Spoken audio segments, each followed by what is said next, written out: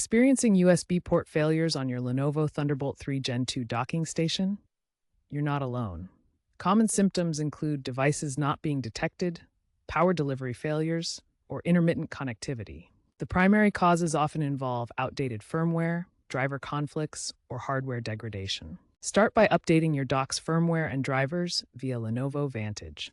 Next, inspect USB-C cables for damage and ensure they are Thunderbolt 3 certified. A simple reset by unplugging the dock for 30 seconds can also resolve many issues. For persistent problems, check your laptop's BIOS for Thunderbolt security settings and ensure they are correctly configured, such as enabling user authorization.